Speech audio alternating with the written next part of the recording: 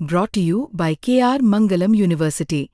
We provide you the platform to turn your dreams into reality. Give wings to your aspirations with KR Mangalam University.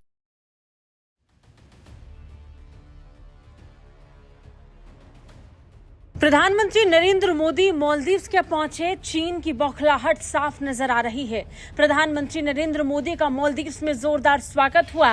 इतना काफी नहीं था कि मालदीव्स से आई तस्वीरों ने चीन के जले पर नमक छिड़क दिया और फिर मौजू के बयान ने चीन का दर्द और बढ़ा दिया। प्रधानमंत्री नरेंद्र मोदी ने मालदीव्स पहुंचकर भारत और मालदीव्स के बीच की पुरानी कड़वाहट को बिल्कुल खत्म कर दिया। मालदीव्स के राष्ट्रपति भी हाथ फैलाए भारत के प्रधानमंत्री का जोरदार स्वागत कर रहे थे और इन्हीं तस्वीरों से खींच खाकर बैठा चीन अपना दर्द अपने मुखपत्र ग्लोबल टाइम्स के जरिए से जाहिर कर रहा था। वहीं चीनी मुखपत्र, जिसके जरिए से चीन अपनी कसर निकालता है, जो औपचारिक तौर पर नहीं बोला जाता, वो ग्लोबल टाइम्स में छापकर बोल दिया जाता है। कह सकते हैं ग्लोबल टाइम्स में छपी हुई भाषा चीन की अनौपचारिक भाषा है, लेकिन उससे अलग बिल्कुल नहीं। उसकी नीति से ये बिल्कुल मेल खाता है। तभी तो जब इंडिया आउट का नारा जमकर मालदीव्स में दिया जा रहा था, तब चीन के ग्लोबल टाइम्स में इसकी खुली कैंपेनिंग हो रही थी। आज जब इंडिया इन की बात हो रही है तो चीन को ये भी बुरा लग रहा है। और तो और बुरा लगने की एक और वजह भी है, वजह चाइना आउट का नारा। प्रधानमंत्री नरेंद्र मोदी मालदीव्स के 2 दिवसीय दौरे से लौट आए हैं, लेकिन चीन का दर्द है कि खत्म नहीं हो रहा। राष्ट्रपति मोहम्मद मौजू की सत्ता में आने के बाद ये किसी भी विदेशी नेता का पहला उच्च स्तरीय दौरा था। इस दौरे में भारत ने मालदीव्स के लिए $565 मिलियन मतलब करीब 4,800 करोड़ रुपए की बड़ी क्रेडिट लाइन की घोषणा कर दी है।